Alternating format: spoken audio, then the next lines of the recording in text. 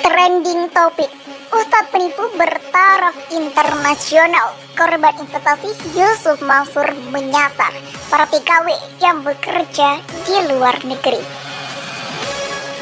Pelapornya atau salah satu pelapornya yang sudah melapor ke tempat kita ada Zaki Fatullah. Kalau dikumpulkan ke semuanya ada 4 LP di Surabaya, namun di Sidoarjo juga ada yang buat LP, di Polda juga ada yang buat LP. Dan kemudian dari pelapor sudah memberikan data tentang apa yang dilaporkannya, tentang bukti transfer, kemudian ada IJB, ada juga yang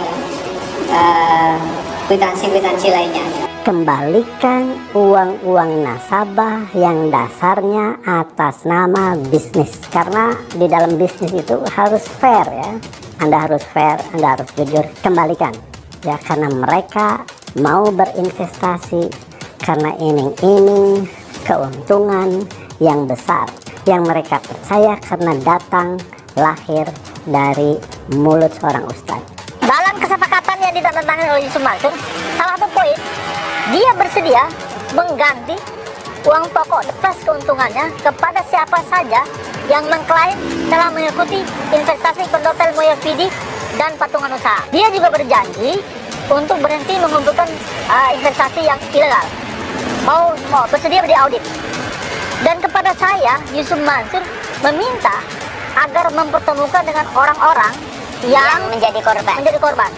Jadi sesungguhnya hari ini saya membawa korban, mewawancara korban, menulis dan lain sebagainya, bukan karena saya sok-sokan gitu loh, tapi atas permintaan dia. Dan itu tanggung jawab moral Bapak yang orang sangat kenal dengan Yusuf Mansur. Betul. Jadi bukan saya ujug-ujug mau jadi pahlawan sekali, oh enggak dong. Maka saya berbicara ke Pak Mansur. Pak Mansur mengatakan kalau contohkan mau yang itu bukan milik beliau atau siapa. Terus Bang tahu Bang Lagi semua itu kemana selama ini? Kok beliau mengatakan seperti itu? Dan yang diperkenalkan oleh Pak Mansur itu ngapain mereka juga mengatakan bahwa itu Pak Mansur? Itu aja saya penasaran. Bapak kemarin ngancaman kami, katanya kami yang bikin ulah. Kita nggak bikin ulah Bapak. Kita korban. Aku banyak teman, banyak saudara yang di luar negeri kan kami lapor kita apa. Teman-teman korban semua kena korban semua karena ikut sama saya. Dan dia percaya sama saya. Tapi mereka menipu saya. Saya benar-benar sangat merasa ditipu oleh Pak Mansur. Dia mengatakan ke mereka di video kemarin yang Pak Dirut mengancam bahwa ini ulah tidak mengakui.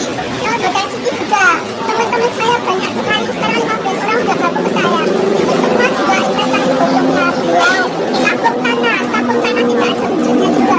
Kita pulang Indonesia tidak kasih tanahnya di mana? Uang kita kemana?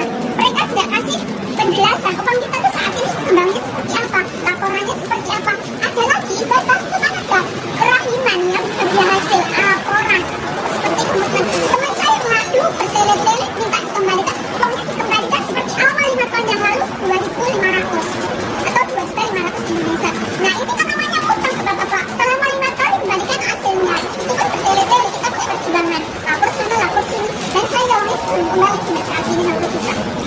Sedekah juga salah satu amalan yang paling powerful kalau soal rezeki. Gua seumur hidup nggak pernah nggak ngerasain dahsyatnya sedekah tuh nggak pernah. Selalu dibalasnya tuh berkali-kali lipat sama Allah gitu ya. Contoh misalkan gua sedekah 1 juta, nggak lama kemudian ada yang ngasih 10 juta. Ya kadang-kadang nggak berupa uang juga sih, kadang-kadang berupa barang, ya dikasih mobil gitu. Padahal gua sedekahnya sedekah uang gitu. Kapan seseorang itu disebut sebagai cinta dunia? Ada 5. Kita bahas supaya kita mampu untuk mengenali apakah kita termasuk di dalamnya atau tidak. Yang pertama, kapan seseorang itu secara fix dan confirm itu disebut sebagai cinta dunia? Yang pertama, kalau dia itu menjadikan seluruh ibadahnya, ketaatannya, ibadah dan ketaatan yang dia lakukan pada kehidupan itu, harusnya ibadah dan ketaatan itu diniatkan untuk mendapatkan pahala di akhirat dan di surga. Tapi orang kalau sudah kesetrum dengan cinta kepada dunia, bukan hanya mubah yang dijadikan untuk mendapatkan dunia. Kalau perkara mubah untuk dijadikan dunia memang boleh. Tapi kalau orang kesetrum dengan urusan dunia, maaf, sampai urusan akhirat pun dia niatkan untuk mendapatkan dunia. Dan ini termasuk salah satu perkara yang tanpa kita kita sadari dibenci sama Allah. Ini hati-hati nih. Jadi kalau orang itu terindikasi bahwasanya dia itu jatuh cinta sama dunia, maaf ya, sedekah supaya kemudian dia mendapatkan profit dan mendapatkan keuntungan yang besar. Padahal kita harus paham, harusnya seorang mukmin itu memahami sholatnya, puasanya, sodakohnya itu bukan untuk membangun dunia dia, tapi sesungguhnya seluruh ibadah kita itu untuk membangun akhirat kita, karena rumah kita di surga itu tidak bisa kita bangun kecuali dengan komponen ketaatan-ketaatan yang kita lakukan pada kehidupan di dunia. Yakin, dengan yakin, maka jadi pengusaha itu mudah. Ente nggak perlu mikir lah, bu, yang mikir biar Allah, yang mikir biar Allah. Sempurnakan tetap dengan bersedekah. Apa yang saudara punya? Cincin, kalung, iwang, gelang, tabungan, siap. Ya Allah, sebentar lagi saya mau nanya siapa yang punya tabungan. Kalau dia nggak ngaku, bikin 0 tabungannya. Ngacung kok begini loh, gini ngacungnya. Tahan. Oke, turun. Saya tidak minta 100%. Saya tidak minta 100%. Saya tidak minta juga 50%. Saya tidak minta 25%. Saya hanya menawarkan kepada saudara-saudara semua pada hari ini. Siapa di antara saudara yang punya hajat bersedia menyedekahkan 10% dari jumlah total nilai tabungan saudara? Saya akan lelang. Siapa di antara yang sudah ngacung-ngacung tadi bersedia menyedekahkan 10% dari total tabungannya? Mudah-mudahan Allah kabulkan hajatnya. Masya Allah, kalau kayak gini memang banget nggak pantas ya meminta di muka umum tabungan, meskipun apapun dalihnya ya, 10% dari tabungan.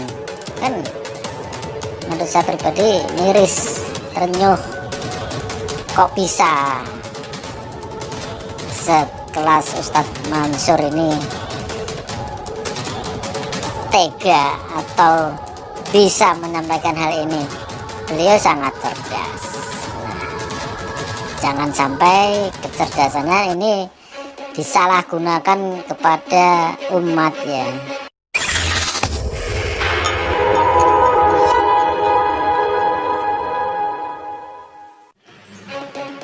Ustadz Yusuf Mansur berkata, insya Allah saya bukan penipu. Ustadz Yusuf Mansur digugat oleh sejumlah orang dengan tuduhan wan prestasi. Tak main-main, nilai gugatannya mencapai 785,36 juta. Gugatan yang dilayangkan ke Pengadilan Negeri Tangerang dengan nomor perkara 1340-PDTG-2021 Pengadilan Negeri Tangerang itu didaftarkan pada Jumat pekan lalu 10 Desember 2021. Hal tersebut berkaitan dengan dana investasi untuk patungan usaha hotel dan apartemen haji serta umroh di Tangerang. Ustadz Yusuf Mansur secara tegas membantah dirinya bukan seorang penipu. Pihaknya akan segera menyelesaikan masalah ini. Saya bukan penipu, insya Allah. Minta didoakan mudah-mudahan bukan jadi penipu. Apa yang jadi persoalan akan diselesaikan. Tegasnya dikutip dari rekaman video di Instagram Yusuf Mansur New pada Kamis 16 Desember. Menurut penceramah kondang ini, dana kongsi untuk pembangunan hotel serta apartemen haji dan umroh telah berlangsung sejak tahun 2012. Ia mengklaim investasi tersebut merupakan salah satu bentuk gerakan persatuan ekonomi umat. Oleh karenanya, mekanisme pengadilan merupakan solusi terbaik untuk menguji data dari seluruh tanggung jawab yang sudah diselesaikan. Ya, kita hadapin aja. Udah bagus ini, benar langkah ini. Insya Allah khair. Kita berdoa untuk beliau-beliau dan semua yang terlibat dapat kebaikan Allah. Saya siap salah jika dinyatakan salah, tegasnya. Insya Allah kita akan selesaikan sempurna. Doain aja rizkinya ada. Narasi dibawa ke penipuan itu juga dari Allah, jadi ujian aja. Insya Allah bukan salah mereka. Mereka hanya titipan Allah. Saya yang kudu benar jadi orang. Pungkas Yusuf Mansur. Rencananya sidang perdana kasus ini akan digelar pada 6 Januari 2022. Dituding penipu investasi patungan, Ustadz Yusuf Mansur minta dirinya diproses hukum. Nasabah investasi yang pernah digalang Ustadz Yusuf Mansur yakni investasi patungan usaha hotel. Siti mengajukan gugatan ke Pengadilan Negeri Tangerang terkait dengan wan prestasi. Ustadz Yusuf Mansur lantas mempersilahkan pihak-pihak yang dirugikan dalam investasi patungan yang pernah digalangnya pada periode 2012-2013 lalu. ini yang benar, proses hukum saja. Baik kepolisian maupun pengadilan, saya pastiin dengan izin Allah jadi 2000 sekian belas. Saya nggak akan lari, nggak akan muter-muter, nggak akan berkelit, nggak akan kabur kemana-mana. Kata Yusuf Mansur seperti yang dikutip dalam akun Instagram pada Jumat. Yusuf Mansur mengatakan, di saat datang tuntutan hukum kepadanya, dia masih disibukkan dengan kegiatannya sehari-hari yang mengurus 50-an cabang pesantren hingga 1.400 rumah tahfidz yang berpotensi dalam bendera usahanya. Bahkan dia mengklaim saat ini tetap mengurus dengan urusan investasi saham aset manajemen syariah ke perusahaan beraset 300 triliun.